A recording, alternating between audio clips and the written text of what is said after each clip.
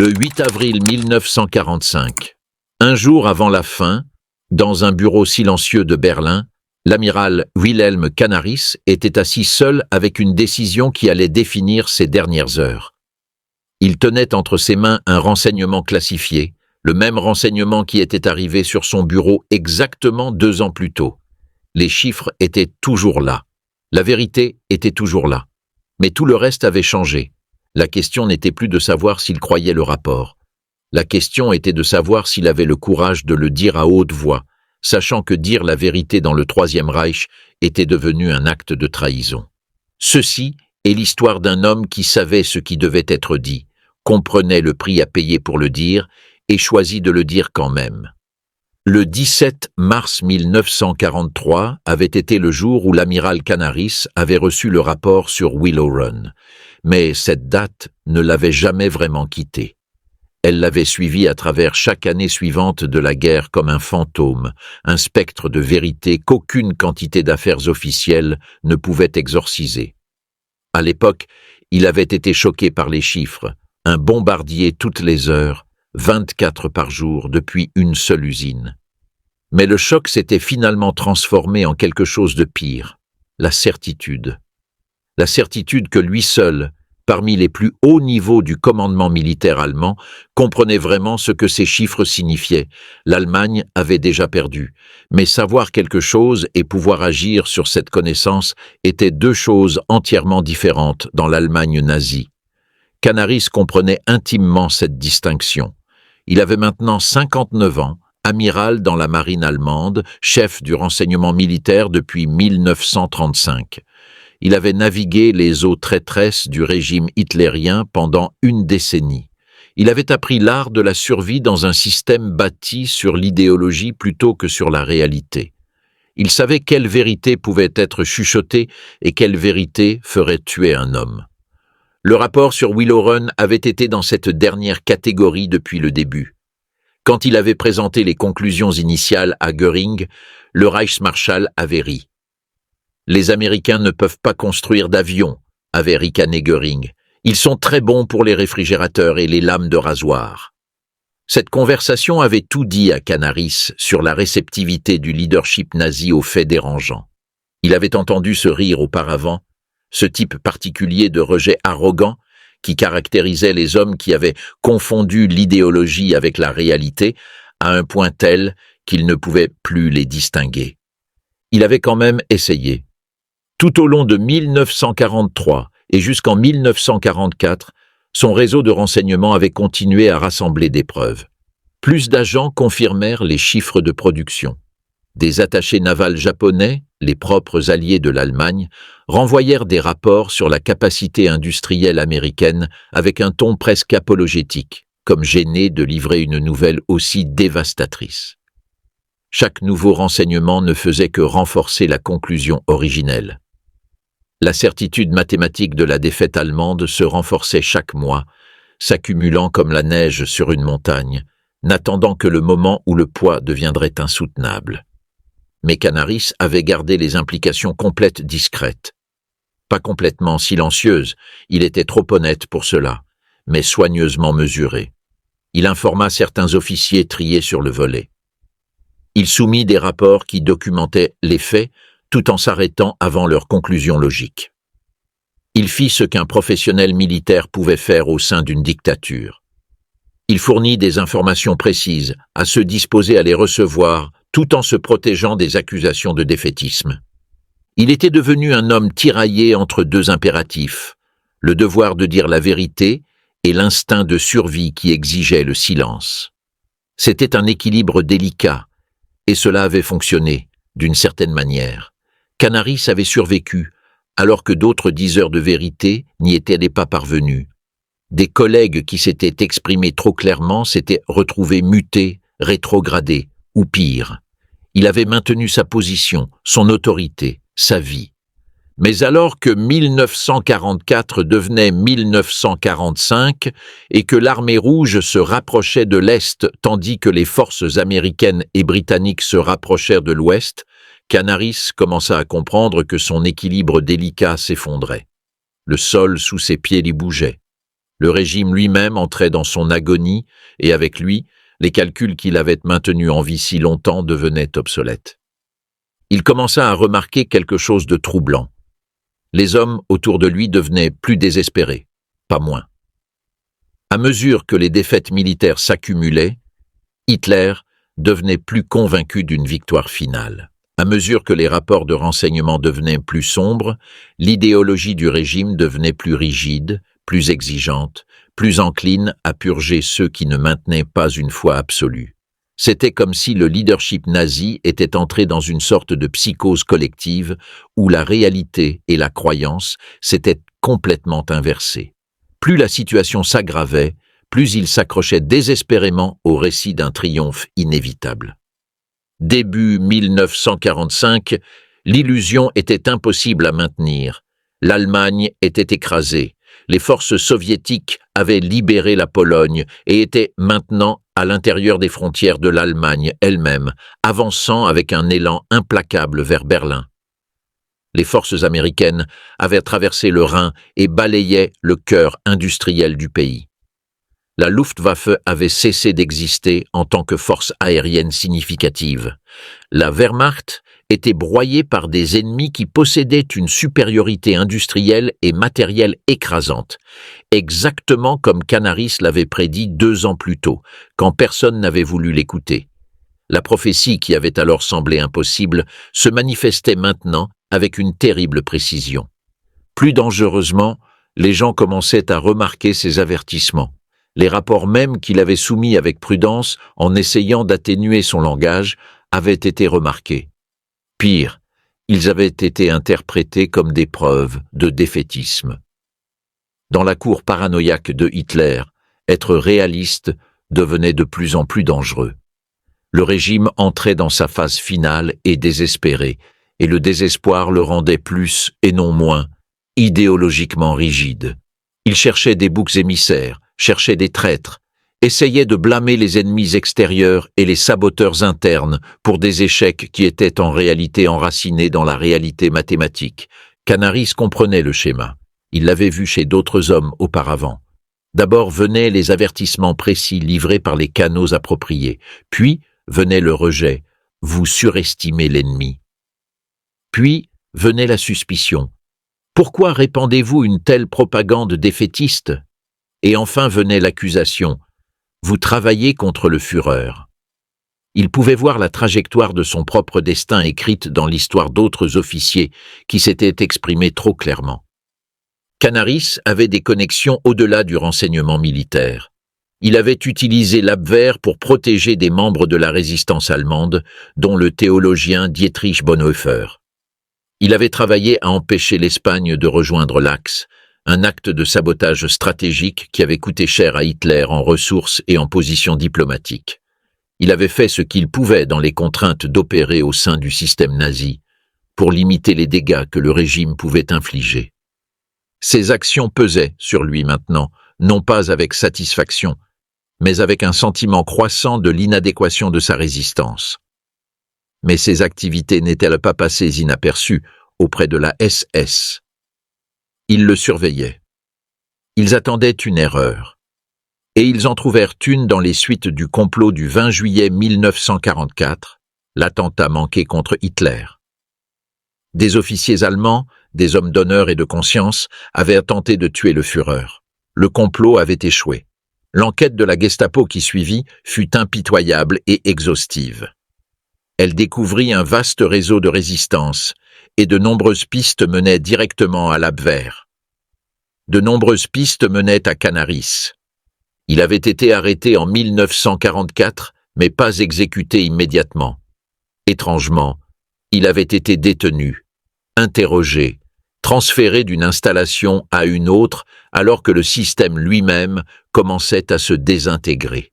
L'effondrement final du régime s'était accéléré plus vite que même Canaris ne l'avait prédit. Et maintenant, en ces derniers jours d'avril 1945, avec les forces soviétiques déjà dans Berlin et Hitler se préparant pour son acte final dans le bunker, Canaris se retrouvait dans le camp de Flossenbürg, déplacé de prison en prison alors que le système lui-même se fragmentait en chaos. Mais avant que la fin n'arrive, et Canaris savait que la fin arrivait pour lui, il faisait face à un choix qui le hantait depuis 2 ans. La question était simple mais profonde. Devait-il dire la pleine vérité sur ce qu'il savait? Devait-il enfin articuler, sans atténuation ni langage professionnel prudent, ce que le rapport sur Willow Run signifiait vraiment? Devait-il raconter l'histoire de comment le leadership avait refusé d'accepter la réalité mathématique dans le temps qui lui restait? Devait-il briser son silence, sachant que cela n'accomplirait rien de matériel, mais pourrait au moins préserver le dossier historique? La réponse ne vint pas des circonstances extérieures, mais de quelque chose d'intérieur. Canaris avait passé toute sa carrière à faire des calculs prudents sur la survie. Il avait été un officier du renseignement professionnel, un homme formé à évaluer les risques, à peser les probabilités, à se protéger lui-même et sa position. Cette formation l'avait maintenu en vie pendant une décennie de régime nazi, alors que tant d'autres étaient à mort. Mais ces calculs lui avaient aussi coûté quelque chose qu'il ne commençait à comprendre que maintenant, son intégrité en tant qu'être humain.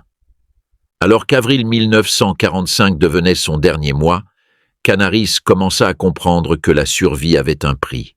Le prix était le silence. Le prix était de laisser le mensonge persister sans être contesté. Le prix était de regarder un régime bâti sur l'idéologie triompher de l'évidence, même dans ses dernières heures, sans jamais articuler clairement ce que cela signifiait. Chaque fois qu'il avait atténué son langage, il avait été complice d'un système qui valorisait l'idéologie plus que la vérité. Chaque rapport qu'il avait adouci pour éviter des accusations de défaitisme avait été une petite trahison de l'intégrité qu'il valorisait le plus. Canaris avait toujours cru aux faits. Les faits étaient sa religion, en un sens. Le travail du renseignement consistait à discerner la vérité de la propagande, le signal du bruit, la réalité de la pensée magique. Il avait bâti toute son identité professionnelle sur le principe que l'information précise comptait, qu'elle valait quelque chose, qu'elle pouvait changer les choses. Mais à quoi servait une information précise si elle n'était jamais énoncée clairement? À quoi servait de connaître la vérité si cette connaissance était thésaurisée, soigneusement emballée, atténuée par un langage professionnel conçu pour protéger l'orateur, plutôt que pour éclairer l'auditeur? Il pensa à Dietrich Bonhoeffer, le théologien qu'il avait essayé de protéger. Bonhoeffer avait écrit sur le problème de la complicité, sur la manière dont rester silencieux face au mal était en soi une forme de participation à ce mal. Canaris avait lu ses écrits quand il circulait encore dans les cercles clandestins. À l'époque, ils avaient semblé être les divagations idéalistes d'un homme spirituel, déconnecté des réalités pratiques du pouvoir.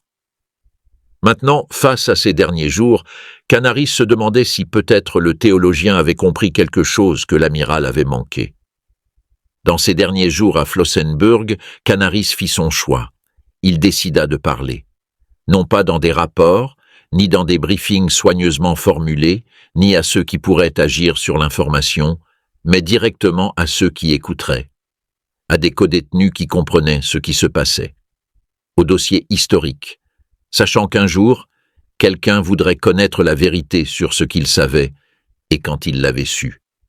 Il décida d'articuler ce que le rapport sur Willow Run signifiait vraiment, que l'Allemagne n'avait pas perdu à cause d'échecs tactiques, d'une volonté insuffisante ou de la supériorité des généraux ennemis.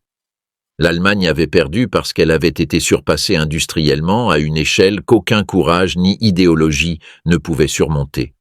Les mathématiques de la production étaient immuables. On ne pouvait pas négocier avec elles ni les surmonter par une discipline spirituelle. Elles étaient, simplement. Il décida de dire que le leadership nazi avait reçu une information précise sur cette réalité et avait choisi de la rejeter. Que les rapports avaient été classés et rejetés. Que la vérité avait été présentée et niée. Qu'en choisissant l'idéologie plutôt que les mathématiques, le régime s'était condamné lui-même et d'innombrables autres.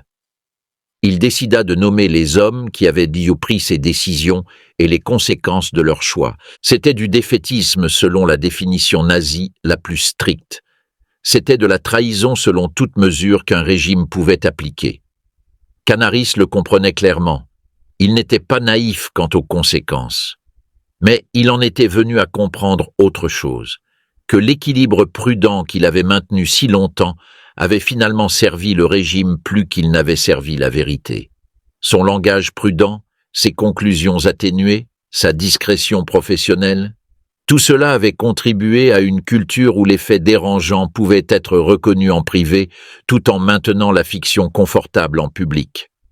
Son choix de parler clairement était un acte de rébellion contre cette culture. C'était aussi presque certainement une condamnation à mort. Mais alors, Canaris n'était plus sous aucune illusion qu'il survivrait à cette guerre.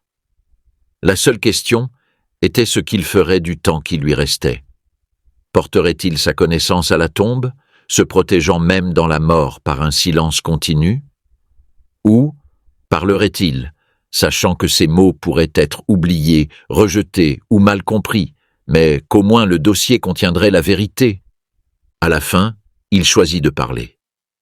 Le 9 avril 1945, dans les dernières semaines chaotiques de la guerre, l'amiral Wilhelm Canaris fut exécuté au camp de concentration de Flossenbürg. Il fut déshabillé et étranglé lentement avec un fil de piano. Ce fut une fin brutale, humiliante, pour un homme qui avait passé sa vie à essayer de naviguer dans un système brutal et humiliant avec dignité et principe. Mais dans ces derniers jours, Canaris avait choisi la clarté plutôt que la survie. Il avait choisi d'articuler la vérité sur Willow Run, sur la capacité industrielle, sur les mathématiques de la défaite. Il avait choisi de dire ce qui devait être dit, même en connaissant le coup. Sa mort ne changea rien dans l'immédiat. La guerre prendrait fin dans les semaines suivantes, indépendamment de ce que Canaris avait dit ou non. Le Troisième Reich tomberait. Le leadership nazi ferait face au jugement, à la fuite ou à la mort. L'histoire passerait à autre chose. Mais l'histoire de Canaris, l'histoire d'un homme qui connaissait la vérité et l'avait soigneusement cachée, puis avait choisi de la dire clairement dans ses dernières heures, cette histoire changea quelque chose. Elle changea le dossier historique. Elle changea la compréhension du fonctionnement du régime nazi. Elle démontra qu'une information précise avait été disponible, que le leadership avait su mieux, que le désastre n'était pas inévitable, mais choisi. Après la guerre, les journaux de Canaris furent retrouvés. Ses rapports furent déclassifiés. Ses collègues témoignèrent de ses avertissements. L'étendue complète de ce qu'il savait, et quand il le savait, devint claire. Le dossier historique montre maintenant que l'amiral Wilhelm Canaris comprenait avec une précision remarquable ce que signifiait le rapport sur Willow Run. Il le comprenait en mars 1943, et il n'avait jamais cessé de le comprendre. La question n'a jamais été de savoir s'il savait, la question a toujours été de savoir s'il parlerait. Et à la fin, il l'a fait. Pas assez tôt pour changer le cours des événements, pas assez efficacement pour prévenir la catastrophe, mais assez clairement pour que la vérité ne puisse plus jamais être complètement cachée derrière un langage prudent et une discrétion professionnelle. Ceci est l'héritage du choix de Canaris. À une époque d'information, la chose la plus dangereuse n'est pas l'ignorance. L'ignorance peut être corrigée. La chose la plus dangereuse est l'information qui est connue, mais sur laquelle on n'agit pas. Les faits qui sont reconnus mais rejetés. Les vérités qui sont chuchotées en privé mais niées en public. C'est la maladie des institutions qui privilégie la survie plutôt que l'intégrité, l'autoprotection plutôt que la vérité. Canaris avait incarné ce danger pendant des années, essayant de survivre au sein d'un système qui récompensait le silence plutôt que la vérité. Mais dans ces dernières heures, il choisit différemment. Il choisit d'être un messager plutôt qu'un politicien. Il choisit la clarté plutôt que la prudence. Il choisit de laisser la vérité parler, même si cela lui coûtait tout. La guerre se termina de toute façon. Le régime tomba indépendamment de ce qu'il avait dit. Mais le choix lui-même, l'acte de parler clairement de ce qu'il savait, cela importait. Cela importe toujours, parce qu'une société qui se cache des faits dérangeants, qui relègue la vérité aux conversations privées tout en maintenant des fictions confortables en public, cette société est condamnée non par des ennemis extérieurs, mais par son propre refus de voir. Canaris comprit cela à la fin, et il choisit de parler quand même.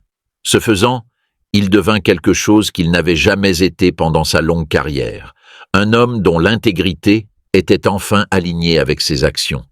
Cela lui coûta la vie, mais cela préserva son âme.